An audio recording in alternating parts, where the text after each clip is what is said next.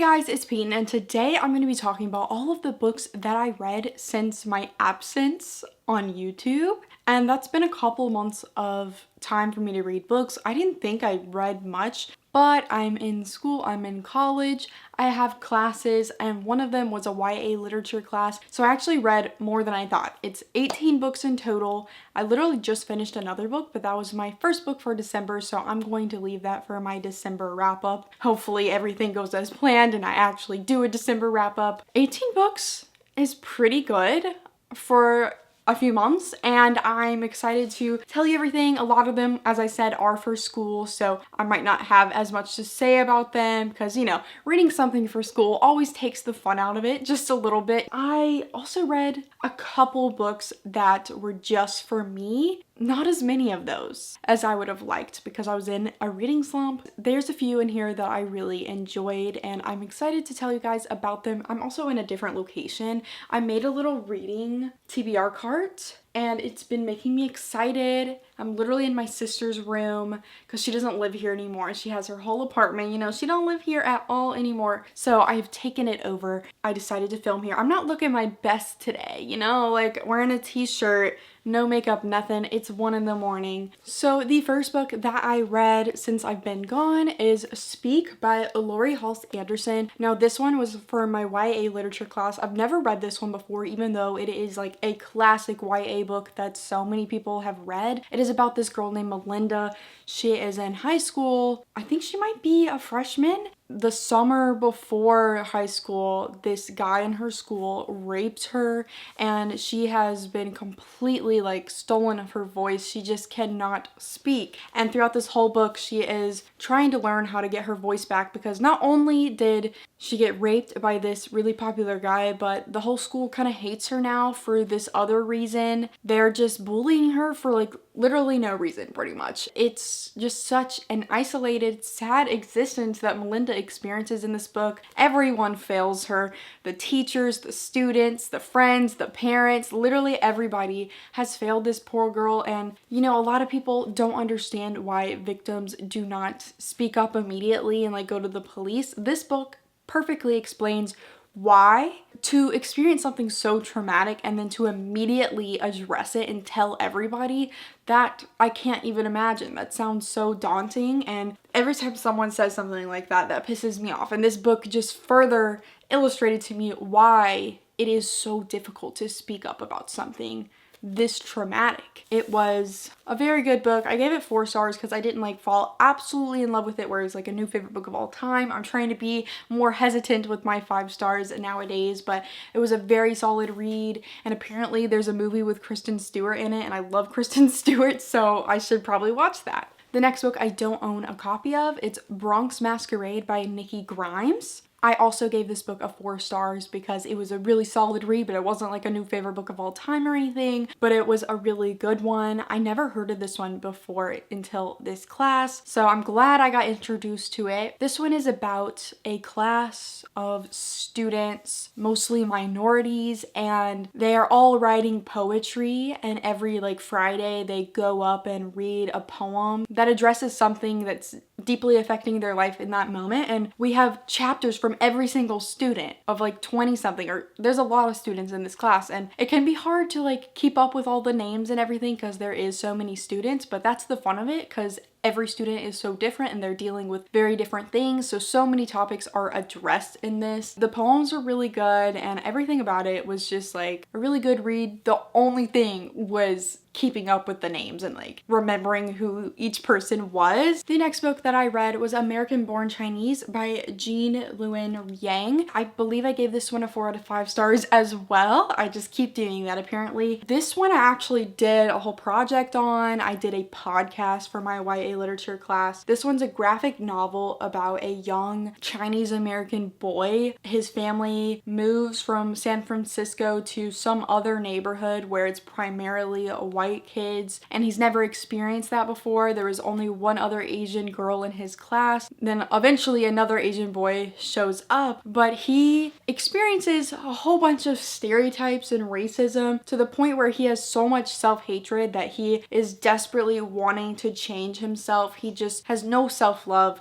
He goes on a journey for self-love, and I don't want to spoil the twists of this book, but this book is very interesting. There's 3 different storylines that are happening. They all kind of intertwine in a very interesting way at the end. Be wary, like, know that this book shows a lot of stereotypes for Asian people. It's made to do this on purpose from the author's personal experiences. It's a commentary, but you know, a lot of people feel controversial about this because it is so jarring to read something that's so like stereotypically like racist comments. I feel like it really commentated on the world in a very interesting way. I love reading a graphic novel sometimes. You can fly through it, and books like these ones, these graphic novels, you gain very good insight on the world and you learn a lesson. My podcast on it was 24 minutes and it was supposed to be like 5 to 10 minutes. I kind of went a little bit crazy. I'm already sweating these videos. I'm just always sweating as frick. It's nasty. The next book that I read was for my African American writers class. It is The Interesting Narrative of the Life of Oloda Equiano, or Gustavus Vasa the African, written by himself. And this one was kind of difficult to read because just the language is very old-timey. I used an audiobook to help me through it. My whole class was kind of struggling just because of the language, but he goes through so many journeys. He sailed through so many areas. I'm so glad he wrote this because all of his stories would have been lost to time. This was very enlightening. I don't rate like memoirs like this. It just doesn't feel right rating someone's life stories. And I really don't have that much to say about it. Like, I wrote some papers on it, you know, like it was very like enlightening and a whole bunch of journeys and his experiences with slavery. And I believe like we literally saw him in the ships from Africa. Very intense descriptions, and I won't be forgetting about this one because I was underlining everything. The next book I read was She Drives Me Crazy by Kelly Quindlen, and I gave this a 4 out of 5 stars. Again, I feel like all of these are turning out to be 4 stars, but I do have some 5 stars towards the end of this video because I'm going in order as I read these books. And this one I listened to on audiobook. I like listened to it in like a day. I had a headache or something. I was just listening in my bed the whole time. It is a sapphic romance, and one of them is a cheerleader that, like, you know, she's the popular girl that like everyone kind of hates at the same time, and the main character is a basketball player, and I guess she kind of judges the other character too soon. And one day the cheerleader, because I don't remember anybody's names, I never do, the cheerleader and her, they get in a car crash together in the parking lot. They have to pay the repairs, and now they're carpooling to school every day. And since she's the super popular girl, everyone's taking notice, and like they're like, oh my gosh. I think there's fake dating. Like, I read this so fast. I'm pretty sure they fake date because the other character like has an ex-girlfriend. She's trying to make her jealous. It was a fun ride. It wasn't like a new favorite of all time, but it was definitely like a fun one. I recommend it. And this author, I have another book by them. I really want to continue with their books because they sound all super interesting. The next book I read was Children of Blood and Bone by Tomi Adeyemi. I've read this one 3 times now, and not because I wanted to. It was for my YA literature class. First time I read this book, 5 out of 5 stars. I loved it. Second time, I realized it wasn't as good as I remembered it to be, but it was still good. So I gave it 5 stars, you know. Third time, 4 stars. And 4 stars is obviously still a really good rating. I just realized after reading the sequel and everything, and it's just simmered because the sequel is really disappointing for me. This one just doesn't hold up as much as it originally did in my mind, but it's still a really fun, great book. Magical, you know, the magical quest that we always have. It's about Zaylee, and in her world, people with white hair, the Magi, they are the magical people, but the king a while ago took the magic away. So the crown princess escapes the kingdom and joins up with Zaylee, and they're trying to bring magic back. But oh no, the crown princess, she's not the crown princess, I'm sorry. The crown prince, her brother, is showing up and chasing after them because he doesn't want them to bring magic back. It's just a crazy journey. My favorite character though, Zane, her brother, Zaylee's brother. I love Zane, and he was barely in the second book, so I was just hurt by that to my core. I really have no new thoughts on this book because I really remember this book so well because I already read it twice and then I had to read it again for my class. So I really wasn't in the mood to read it again. So that probably affected my views on it because I've read it twice already and it was still pretty like solidly fresh in my mind. But I read it again because I'm a good student, you know. But I still really want to read the third one in the trilogy whenever it finally comes out because I have hope that like it makes things better because the second one just did not do it for me. I'm sweating. I'm nasty. Next book I read was Indian No More by Charlene Willing McManus. This author, I'm pretty sure she literally died after writing this book, so that's really sad. This one is about a young Indian girl. She has lived on her reservation for a while with her family and everyone she knows, but the government is annoying and like they're bought up the reservation and her and her family are moving to, I believe, Los Angeles. I give this one a 4 to 5 stars again. By the way, this one was really good. It's a middle grade. We just see her journeys of like experiencing, once again, stereotypes and the racism and the people just not understanding like what Indian people actually are all about and their culture. You know, they're just basing it off what they've seen on TV and the things like savagery and, you know, the things that have been painted about Indian people throughout time. They meet people and she just struggles growing up because she's a really young girl and they don't have a lot of money, and then she's just realizing all of these things. And this one is like a coming of age sort of thing, but also like it's kind of really sad. Like the ending hurts a little bit, but I think this is a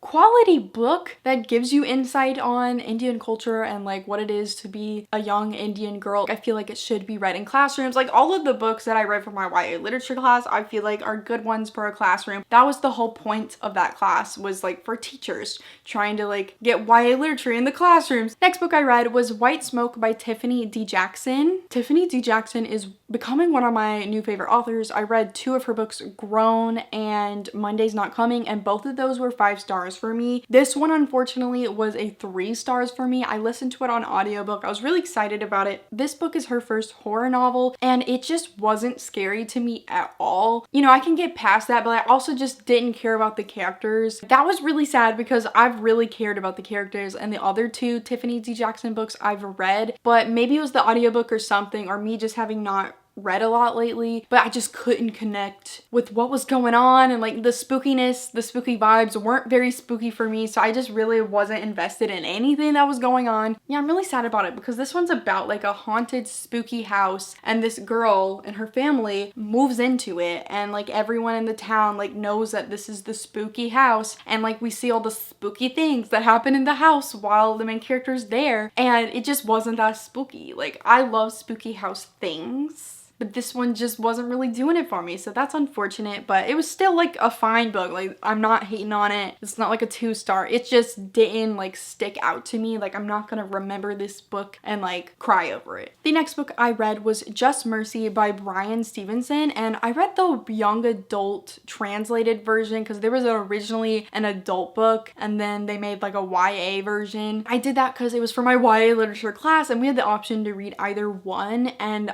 I didn't own this book, and the only one I can get my hands on through my library was the YA one. This one was really good. What did I rate this one? I don't think I rated this one actually because it's a memoir type of thing, but this one was one of the memoirs that I'm going to remember. This one is about a lawyer. Like this one's been turned into a movie with Michael B. Jackson, or Michael B. Jackson, Michael B. Jordan. I'm so sorry. It's about a lawyer and him and his focus on getting like people of color that are stuck in the prison systems that may have not even committed the crimes, but the government and, you know, the legal system, the justice system just wants to plant the crimes on them. And there's so many different stories wrapped up in this book, but there's one story about this man that is like the center focus, and he got framed for a murder of this white lady, and there was like so much evidence showing that he did not do this, but he was on death row for so long, and we just see the journey through that, but also have a sprinkle of other stories that this lawyer, Brian Stevenson,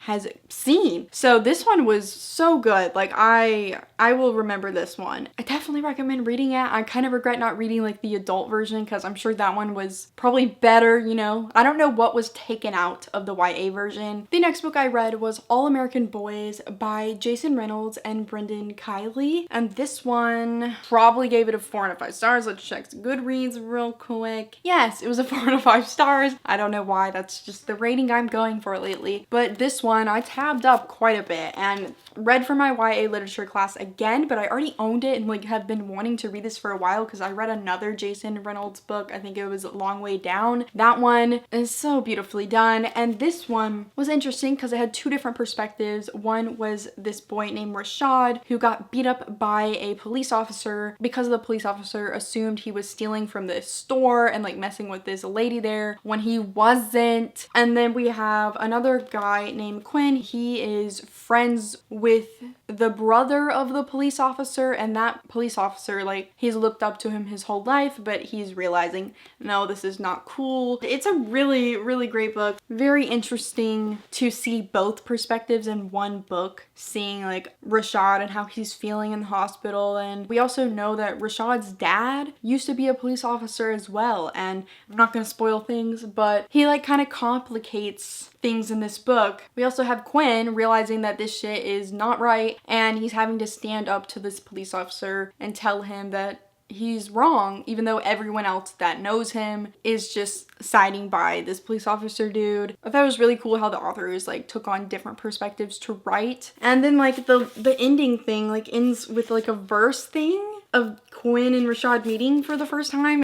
I've been taking so long to film this video. Next book I read was another one for my African American writers class, and it's Incidents in the Life of a Slave Girl by Harriet Jacobs. This one was so crushing to read about because this girl was so taken advantage of by her master, and he is disgusting, and so many white men back in the day would rape their slaves, and he was just always sexually terrorizing her and trying to get under her skin. We see her journey to escape slavery, but we also just see her life throughout it, but she does eventually escape, and it shows how it's not all sunshines and rainbows when you do escape. Like, things didn't all get better. It's not all sunshines and rainbows, but she's really grateful for the memories that she has with her grandmother. Her and her grandmother's relationship was the highlight of the book, in my opinion. The next book I read was for my YA literature class, and that was The Hate You Give by Angie Thomas. This is the second time I've read this book, and I read this really cool UK edition, and I just met her again at Y'all Fest, so I got it signed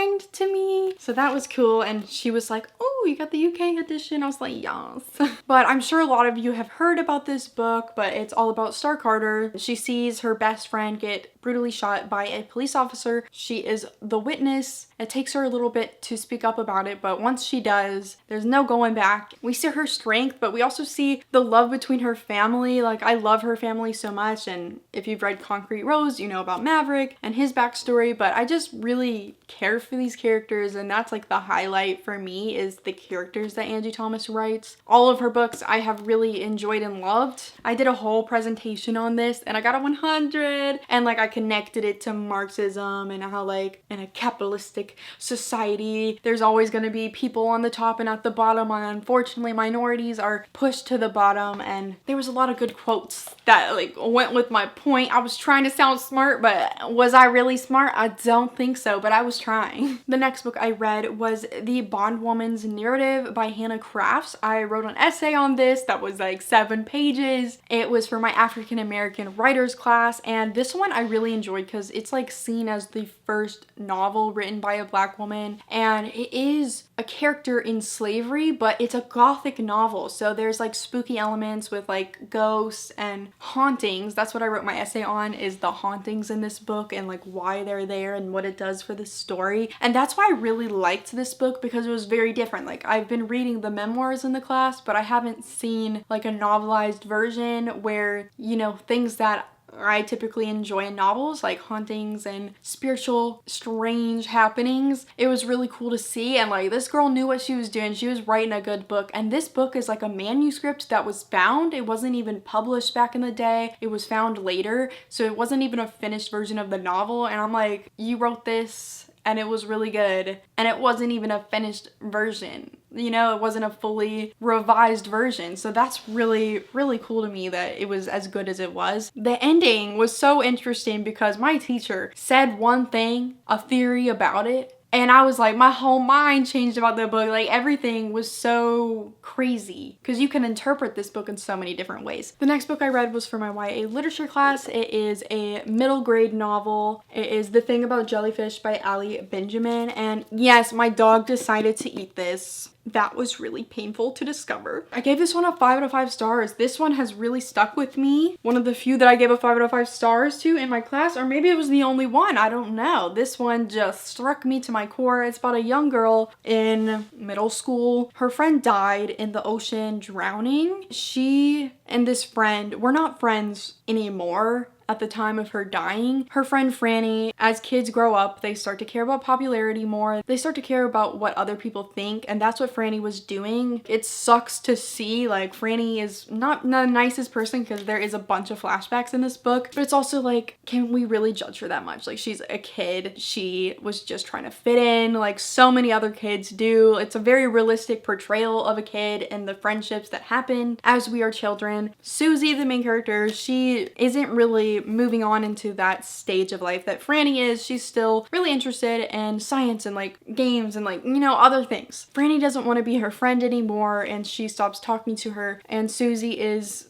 devastated by this, and even more devastated because they have like a falling out, big confrontation moment, and then after that Franny dies. In this book, she is coping with this death, and she comes to the conclusion that she thinks Franny, because she was such a good swimmer, she thinks she was actually stung by this extremely deadly jellyfish that like just kills you. She is on this journey to try to go to Australia to meet this jellyfish specialist to try to prove this theory that she has, and it's like set up in like a scientific formula sort of situation, scientific method. It's a really beautifully done book, and I know I probably would have never read this without that class. I highly recommend it for kids, adults, everybody. This was just such a sad but heartwarming and bittersweet book. Susie's brother is gay, and he has a gay relationship, and there's no mention of anything weird about it. Like, it was just there, and like there's so few books, especially middle grade, that have a gay relationship in it, and it's not like discussed or anything like that, so that was super cool. The next book I read was Internment by Samir Ahmed. This was for my YA literature class as well, and I've had an arc of this for quite some time, and I listened to the audiobook as well, so I got to see the differences between the arc and the finalized book. This one I gave it 3 out of 5 stars. It was alright. I liked the messages this book was going for, but the actual like execution with the characters and the plot and everything wasn't my favorite, and my class kind of all felt the same about this. We're in a futuristic America where Muslims are now in internment camps in America because, you know, hatred for Muslims. That's really not that hard to imagine because so many people have such hatred for Muslims in their hearts. We all know about the Japanese internment camps in America, so this was kind of like a nod to that. So it's really not that crazy to think that this could have happened or could still happen. So it is a very scary novel to read. Layla is thrown into the internment camps with her parents. She has a boyfriend on the outside, and that was my least favorite part of the book, is like her obsession with her boyfriend. It was just like, bro, we need to get out of here. Let's not worry about Mr. Boyfriend Man. And then there was also like a relationship between her and one of the guards that like low-key kind of felt like it was going somewhere romantic, even though he's way older than her. It was strange because I'm like, this dude is one of the reasons that you're in here, and now you're like loving on him. So it was kind of strange. The messages in here I totally support. It's just